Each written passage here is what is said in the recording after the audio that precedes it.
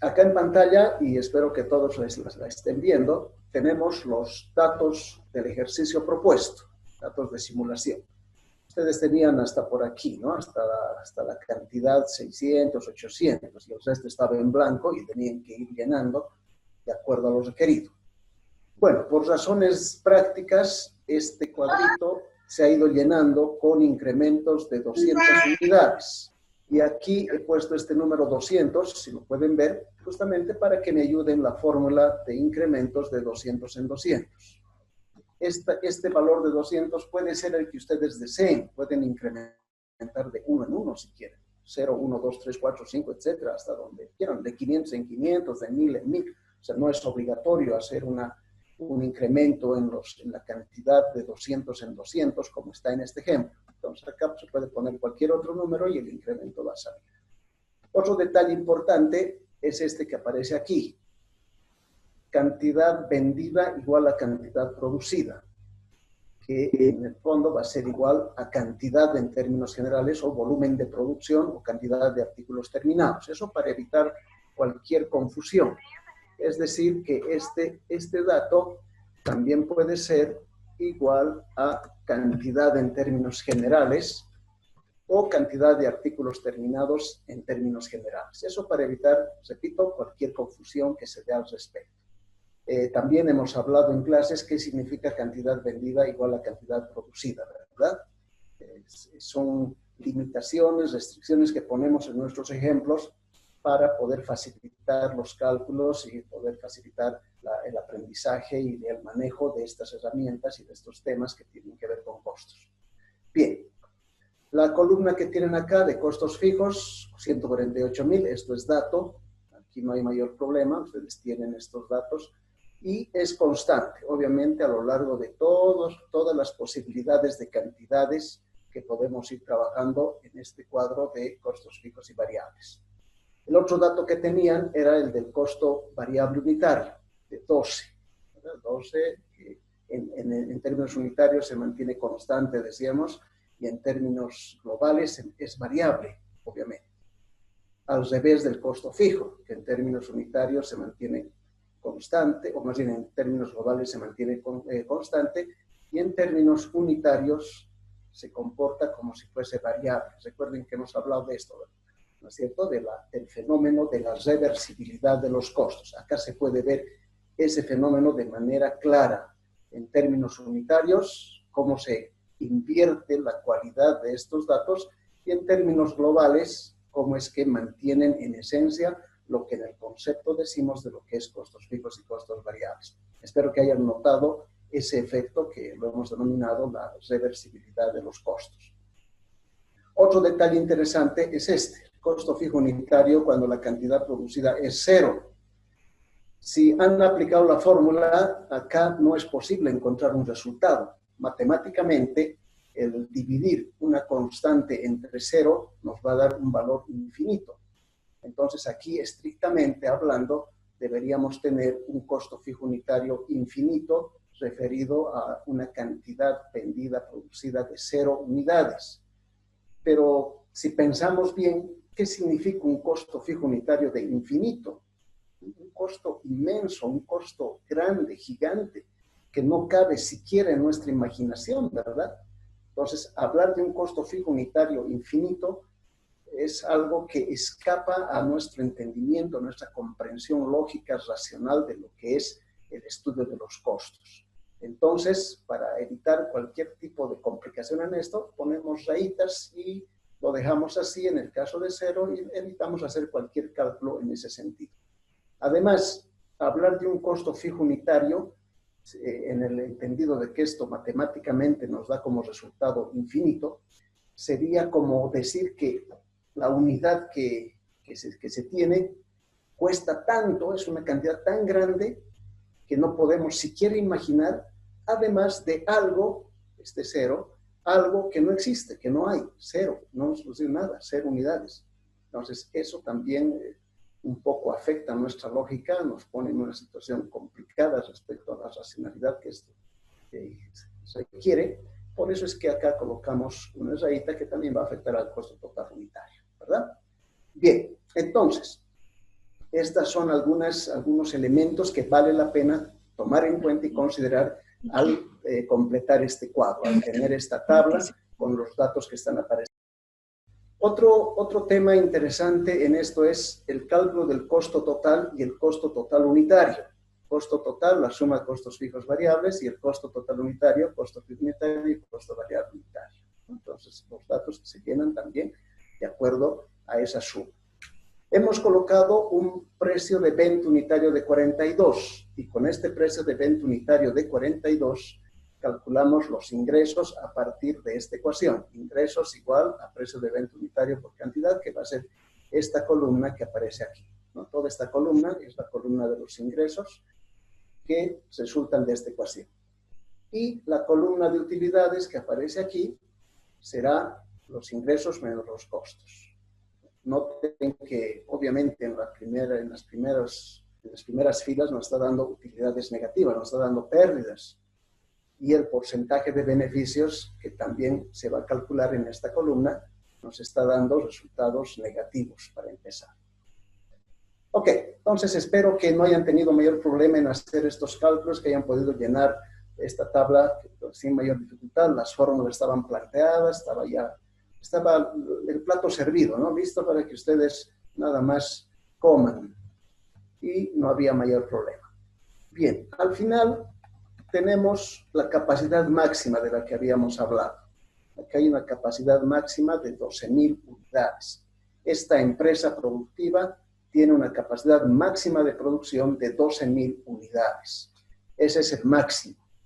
Y con ese máximo, obviamente, las utilidades que se logran son positivas, de 212.000 unidades monetarias, y el porcentaje de beneficios de un 72.6%.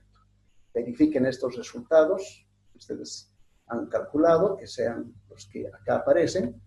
Repito, utilidades de 212.000 unidades monetarias, pesos, y un porcentaje de beneficios del 72,60% a capacidad máxima. Capacidad máxima que significa 12.000 unidades producidas y vendidas. Muy bien, ahora ya ingresando en el tema que nos corresponde revisar hoy día. Además de que han notado de que el costo fijo unitario va disminuyendo conforme la cantidad va creciendo, ¿no? Mientras más grande esa cantidad, más pequeño es el costo fijo unitario. Pero noten que aquí este costo fijo unitario va a llegar a un límite que se va a aproximar al costo variable unitario. Es decir, que este costo fijo unitario nunca va a ser menor al valor del costo variable unitario. Lo más que podría llegar es aproximarse a este costo variable unitario por milésimas, millonésimas de valores monetarios que, según lo que estemos trabajando. Entonces, si esto se grafica, esto va a ser una asíntota en el número 12, el valor del costo fijo unitario. Es también otro detalle interesante que vale la pena considerar. Bien, les decía que con esto vamos a abordar ya el tema que nos corresponde estudiar hoy, después de que entendemos que hemos resuelto el ejercicio. Y en alguna parte de la tabla ustedes han pasado, acá están, han pasado de una utilidad negativa de menos 4.000, menos 4.000, a una utilidad positiva de 2.000, de un porcentaje de beneficios negativo de menos 1,95 a un porcentaje de beneficios positivo de 0,96. Quiere decir que entre estos dos valores, en el punto en el cual esto pasa de negativo a positivo, entre 4.800 unidades y 5.000 unidades, existe un valor, un número, entre 4.800 y 5.000, en el cual estas utilidades se hacen exactamente cero. Y obviamente porcentaje de beneficios cero, ¿no? Entre estos dos. A ese valor, entre 4.800 y 5.000, en este momento, de acuerdo a este cuadro, no sabemos cuál es, se le llama o se le conoce como el punto de equilibrio o la cantidad del equilibrio. A ese valor, entre 4.800 y 5.000, en este caso, en el que las utilidades se hacen cero y el porcentaje de beneficios se hace cero. Entonces, ahí es donde queremos apuntar. Entender qué significa el punto de equilibrio. Bien, vámonos entonces al tema en sí. Cuando queremos abordar el tema de punto de equilibrio, nos vamos a introducir en lo que se llama el análisis costo-volumen-utilidad. 3 elementos muy importantes en el análisis de costos. El costo, el volumen o cantidad y las utilidades que se logran. Para este análisis existen 2 elementos importantes. Uno que es el punto de equilibrio y el otro que es el punto de utilidad mínima esperada.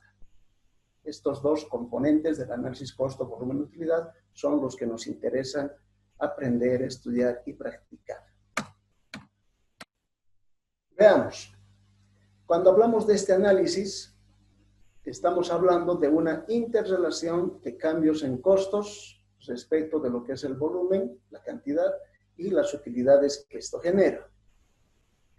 Además, este análisis de relación costo-volumen-utilidad es un instrumento netamente analítico que sirve para planear, controlar y tomar decisiones. Esto siempre enfatizo y es importante que ustedes lo internalicen, dicen los sociólogos, lo asuman.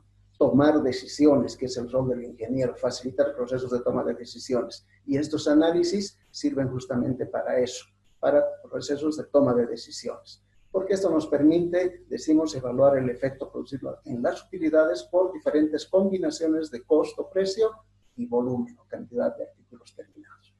Entonces, esa es la teoría, la importancia que tiene estas herramientas del análisis.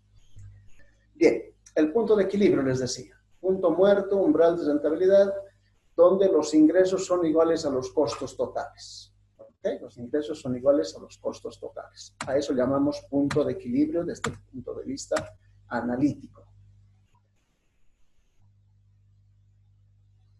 No hay utilidades ni pérdidas para la empresa. Es el volumen mínimo a partir del cual se logran las utilidades. A partir del cual, o sea, desde este punto es, a partir de este, es de donde se logran las ganancias o utilidades.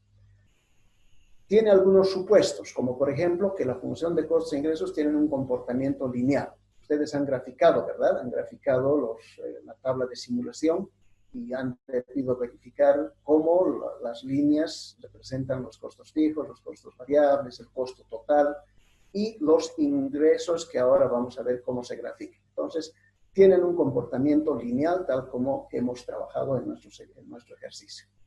Los precios de venta de los productos no varían en los distintos niveles, volúmenes producidos. Quiere decir que estamos asumiendo que el precio de venta se va a mantener, por lo menos durante todo el periodo de análisis, sin variaciones, es otro supuesto. Y los costos fijos permanecen constantes. Estos, los llamados costos fijos comprometidos, ¿no? Aquellos que no admiten ni aceptan modificación alguna. Entonces, en general, como supuesto en este caso, todos los costos fijos permanecen constantes. Y además, los indicadores de eficiencia y productividad también permanecen invariables. Estos son los supuestos bajo los cuales se mueve la teoría del punto de equilibrio. Ahora, en el análisis en sí, utilizamos diferencias de comportamiento de los costos a medida que varían con el volumen de producción, volumen de operación del periodo, y ayuda a establecer un volumen adecuado, donde la cantidad de artículos terminados vendidos es igual a la cantidad producida, ¿no? Lo que habíamos estado hablando cuando hemos revisado los datos de simulación de costos fijos y costos variables. También esto sirve para diagnosticar problemas, evaluar procesos de producción. Por eso es importante y es conveniente examinar la forma como varían los costos en función del volumen de producción. Y esto se basa o utiliza, aprovecha el carácter fijo y variable de los costos.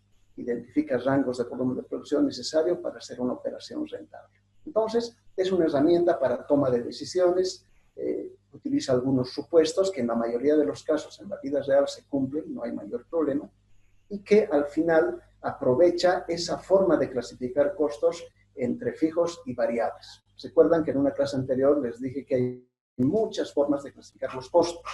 Algunas nos convienen de por sí, nos dan una ventaja para hacer análisis, para hacer algún tipo de ejercitación, de ver situaciones en las cuales el sistema de producción debe ser analizado, etc. Y otras son más narrativas. En la tarea que están haciendo y que van a llegar el miércoles, van a poder ustedes notar que hay varias formas de clasificar costos que utilizan base teórica. Y algunas, como esta, que tienen ecuaciones que nos ayudan a facilitar procesos de toma de decisiones. En este caso, el carácter fijo y variable de los costos es una ventaja para hacer este análisis. Acá está la gráfica del punto de equilibrio. A ver, este es el sistema de ejes cartesianos. Noten que tenemos este eje en términos monetarios y aquí está la cantidad producida, cantidad vendida, etc. Y esta es la gráfica de los costos fijos, tal como ya hemos visto antes y ustedes han ejercitado en la tarea de datos de simulación. Aquí están los costos variables, también ya conocido, y el costo total, ¿verdad? El costo total. Ahora, lo que aparece en esta gráfica va a ser la curva de los ingresos, que es esta, ingresos por ventas. Esta curva que aparece aquí se refiere a las ventas del periodo, o sea, cantidad por precio de venta unitaria, los ingresos que se van dando con diferentes cantidades y que también tenemos en nuestra tabla, en nuestros datos de simulación. Hay una columna donde están los ingresos, ¿verdad? Y este va a ser el punto de equilibrio, el lugar donde se cruzan las rectas de ingresos con el costo total. Y este punto de equilibrio tiene dos componentes, lo que es la cantidad de equilibrio, que está representada por este valor en el eje de las X, de la cantidad, y el valor del equilibrio en términos monetarios. Una cantidad que tiene un valor monetario, un valor económico. Entonces, este conjunto de datos me va a dar el punto de equilibrio, me va a permitir identificar el punto de equilibrio. Además, cuando vemos la gráfica del punto de equilibrio, aquí la tengo desde otra perspectiva, nos va a permitir identificar dos áreas interesantes. Una que está aquí, toda esta parte, que es el área de las ganancias. Fíjense que a partir del punto de equilibrio hacia arriba se va abriendo esta relación entre los ingresos por ventas y el costo total y me va dando un área interesante que se refiere a las ganancias del periodo. Y por debajo de este punto, en todo este sector, está el área de las pérdidas, ¿no? Pérdidas con acento en la E. Entonces, se pueden identificar en una gráfica de este tipo el área de las pérdidas como el área de las ganancias. ¿Está bien? Esto también es importante porque el punto de equilibrio nos permite visualizar de manera gráfica una situación de este tipo. Muy bien. Veamos ahora cómo encontramos el punto de equilibrio analíticamente. ¿Recuerdan que en la tabla, en los datos de simulación, les dije que el punto de equilibrio, la cantidad de equilibrio estaba entre dos datos, esas dos filas que las había pintado de amarillo, donde las utilidades pasan de negativo a positivo? Al medio tenía que haber un número que nos debía dar el valor de la cantidad de equilibrio, de la cantidad de equilibrio. Entonces, analíticamente, esta cantidad de equilibrio se calcula de la siguiente manera. Sabemos que en el punto de equilibrio las utilidades no hay, cero, y el porcentaje de beneficios obviamente también es cero. Debemos lograr eso. En nuestros datos de simulación no había cero, ¿no? Pasaba de negativo a positivo, pero hemos deducido que en medio de ambos estaba este valor donde las utilidades son cero y el porcentaje de beneficios también se hacen cero. Entonces, si es así, los ingresos deben ser iguales al costo total, ¿no? Ingreso igual a costo total. Primera ecuación. Luego, además, estos ingresos están dados por la ecuación precio de venta unitario por la cantidad. Así calculamos los ingresos. Multiplicamos la cantidad por el precio de venta unitario Y el costo total es la suma de los costos fijos más los costos variables. Estoy planteando las ecuaciones que ya conocemos y que nos van a ayudar a determinar la cantidad de equilibrio analíticamente. Haciendo los reemplazos, la igualdad que corresponde, donde el ingreso es igual al costo total, utilizando esta ecuación, tenemos que el precio de venta unitario por la cantidad es igual al costo fijo más el costo variable, donde esa cantidad es la que vamos a llamar cantidad de equilibrio. Esta cantidad que aparece aquí multiplicando al precio de venta unitario. Ahora, el costo variable es igual al costo variable unitario por la cantidad. Tenemos el dato de costo variable unitario, no tenemos el dato de costo variable global, pero tenemos el unitario. Entonces, el costo variable nos va a dar como resultado de la multiplicación del costo variable unitario por la cantidad. Por lo tanto, el precio de venta unitario por la cantidad de equilibrio va a ser igual al costo fijo más el costo variable unitario, también por la llamada cantidad de equilibrio. Analíticamente, estoy trabajando con las ecuaciones. Haciendo una factorización de lo que es cantidad de equilibrio, tendríamos esta situación, cantidad de equilibrio multiplicado por precio de venta unitario menos costo variable unitario igual a costo fijo. Y finalmente, despejando cantidad de equilibrio, tendríamos la ecuación de la cantidad de equilibrio. Nada difícil, ¿verdad? Cantidad de equilibrio igual costos fijos dividido entre el precio de venta unitario menos el costo variable unitario. Esta es la fórmula analítica, la ecuación que nos permite hallar, calcular, determinar la cantidad de equilibrio.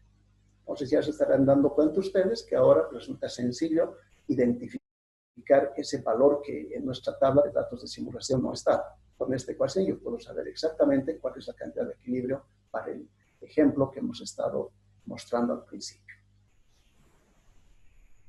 En unidades físicas, entonces, fórmulas para el cálculo del punto de equilibrio. Tenemos costo fijo sobre precio de venta unitario menos costo variable unitario. Eso en unidades físicas, cantidad de equilibrio. Pero nos falta en unidades monetarias, el valor monetario. Esto es para el eje de las X, ¿no ves? Esto es para las X y esto sería para las Y, el eje de las Y. Valores monetarios.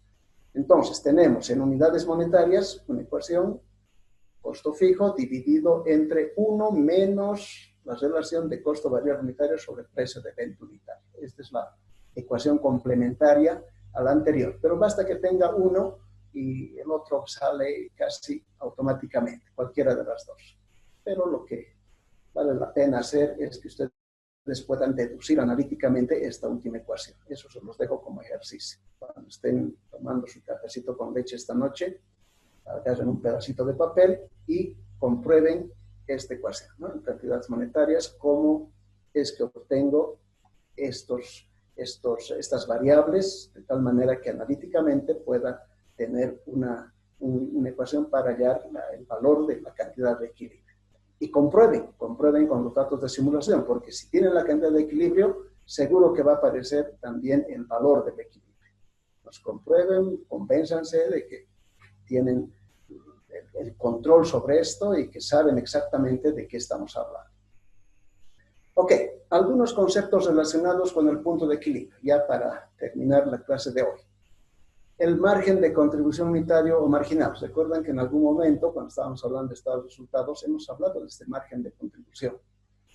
¿Qué es esto? Es el aporte de cada unidad vendida a los costos fijos y a las utilidades, es decir, el exceso del precio de venta por sobre el costo variable que sirve para la cobertura de costos fijos y utilidades deseadas. Es lo que después de cubrir el costo variable tenemos disponible para cubrir costos fijos y lograr utilidades. A eso se llama margen de contribución, a lo que me queda en términos monetarios para poder cubrir mis costos fijos y poder generar mis utilidades, porque el costo variable unitario tengo que cubrirlo indefectiblemente de manera obligatoria. El margen de contribución unitario se calcula a través de esta resta, precio de venta unitario menos costo variable unitario. Y en términos relativos, en porcentaje, podemos tener esta otra ecuación. Precio de venta unitario menos costo variable unitario dividido entre precio de venta unitario, todo multiplicado por 100. Entonces, Esta es una de las que en la práctica se utilizan bastante y esta puede servir como un indicador interesante para tener en cuenta en términos relativos cómo es que se está comportando el margen de contribución unitario. El margen de contribución total, que es un complemento del anterior, que en vez de hablar de términos unitarios, está en términos totales, variables, costos variables totales, ingresos totales, y nos va a ser la diferencia entre los ingresos que se logran por ventas menos el costo variable. Y en términos relativos, ingresos menos costo variable sobre ingresos por 100. Bajo la misma lógica que habíamos visto el margen de contribución unitario anterior. Entonces son algunos elementos adicionales que nos ayudan a entender el comportamiento del punto de equilibrio y su relación con el margen de contribución unitaria. Bien, jóvenes, hasta ahí espero que haya quedado claro esta sesión acerca del punto de equilibrio. Tenemos ejercicios en la plataforma Classroom, y a la parte asincrónica de nuestras sesiones, donde van a encontrar ejercicios propuestos del punto de equilibrio. En la plataforma Classroom resuelvan esos ejercicios, ahí dice cuándo deben entregar resueltos estos ejercicios y cómo deben proceder, están los datos, está todo allá. No son muchos, son 4 ejercicios, así que no se preocupen, no es tampoco la gran tarea, ¿no? Y revisar, estudiar un caso que se ha planteado y cumplir las instrucciones al respecto. Este caso que se plantea en la plataforma Classroom está resuelto, así que tampoco se preocupen, no tienen que ustedes resolver el caso. Está resuelto con diferentes alternativas, supuestos, un caso bastante interesante. La idea es que ustedes revisen y estudien este caso. Revisen, estudien, lo analicen. Y al final, en la última hojita del caso, hay instrucciones. Instrucciones como, por ejemplo, comentar qué opina usted, qué haría en su caso, cositas así que no debieran ser complicadas a partir de lo que comprendan de este caso. ¿Ok? Entonces, de eso se trata la clase de hoy. Tenemos lo siguiente en la plataforma Classroom. Por favor, quiero recomendar en términos generales a todos que cumplan con sus tareas, con los ejercicios, que no se descuiden, no son ejercicios largos ni difíciles, muchos están ya orientados, están encausados para que ustedes puedan trabajar sin mayor problema. Háganlo.